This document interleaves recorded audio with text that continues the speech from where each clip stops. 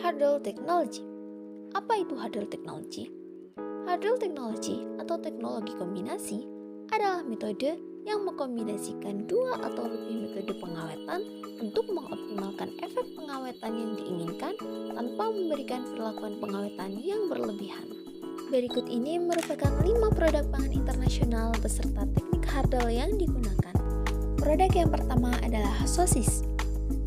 Teknik hurdle yang digunakan yaitu penambahan bahan pengawet atau penggaraman, pengurangan potensi redoks dengan cara pengemasan vakum yang dapat menghilangkan oksigen pada produk sosis sehingga produk akan tetap awet dan akan mengunci kelembaban dari sosis sehingga produk akan selalu segar.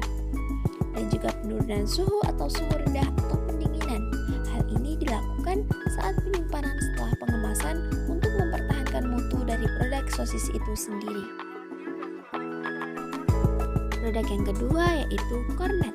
Teknik hurdle yang digunakan yang pertama ada penggaraman untuk menghambat pertumbuhan bakteri termasuk Clostridium botulinum, mempertahankan warna pada daging agar menarik dan juga sebagai pemberi cita rasa pada daging. Yang kedua, pemanasan berupa sterilisasi. Sterilisasi pada pengalengan kornet umumnya dilakukan lewat pemanasan pada suhu 121 derajat Celcius selama 20 sampai 40 menit. Hal ini dilakukan untuk membunuh semua mikroba beserta sporanya, termasuk bakteri anaerobik yang dapat tumbuh tanpa oksigen seperti Clostridium botulinum. Yang ketiga yaitu exhausting. Untuk memperoleh keadaan vakum dalam wadah, yaitu dengan jalan mengeluarkan udara terutama oksigen yang ada dalam headspace. Yang keempat, kemasan vakum, yaitu penghampaan pada proses pengalengan yang dapat mengemas bahan pangan dalam wadah yang tertutup rapat sehingga udara dan zat-zat maupun organisme yang merusak atau membusukkan tidak dapat masuk. Kemudian wadah dipanaskan sampai suhu tertentu untuk mematikan pertumbuhan mikroorganisme yang ada. Yang kelima yaitu penurunan suhu atau suhu rendah atau pendinginan untuk mencegah lewat pemasakan atau overcooking dan mencegah tumbuhnya spora-spora dari bakteri perusak bahan pangan yang belum mati. Produk yang ketiga yaitu selai strawberry.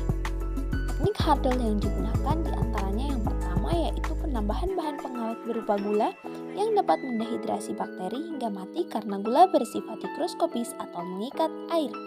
Yang kedua, penurunan pH. Penurunan pH dilakukan dengan penambahan asam sitrat untuk meningkatkan derajat asam dari bahan yang dapat mencegah pertumbuhan bakteri.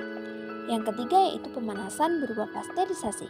Tujuan pasteurisasi adalah membunuh mikroba vegetatif tertentu yakni patogen dan inaktivasi enzim.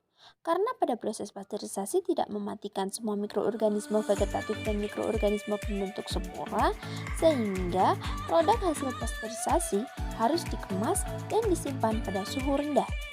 Yang keempat, penurunan suhu atau suhu rendah atau pendinginan. Hal ini dilakukan untuk memperpanjang masa simpan selai stroberi. Produk yang keempat yaitu susu kotak.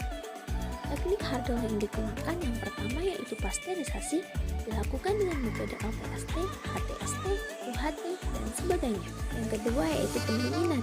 Karena susu pasteurisasi bukan merupakan susu awet, maka susu pasteurisasi dilanjutkan dengan metode pendinginan. Metode pendinginan pada suhu maksimal 10 derajat Celcius dapat memperpanjang daya simpan susu pasteurisasi.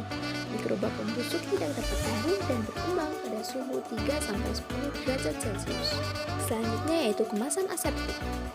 Kemasan aseptik pada susu menggunakan 6 lapisan pelindung yang akan menjaga susu dalam kondisi kedap udara dan kedap cahaya sehingga bakteri dan kuman tidak dapat masuk. Produk yang terakhir yaitu teh hijau dalam kemasan botol. Proses hurdle yang dapat diterapkan pada pemrosesan teh dalam botol kemasan ialah kombinasi perlakuan sterilisasi dengan pengemasan aseptik. Sterilisasi. Fungsi dari sterilisasi ialah pada pembunuhan mikroba patogen hingga pembusuk. Pengemasan aseptik. Hal ini diharapkan mampu menjaga dari kontaminasi selama produk yang dibuka sehingga dapat memiliki umur simpan yang panjang.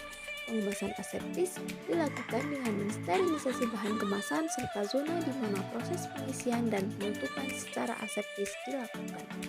Sekian dari saya, terima kasih.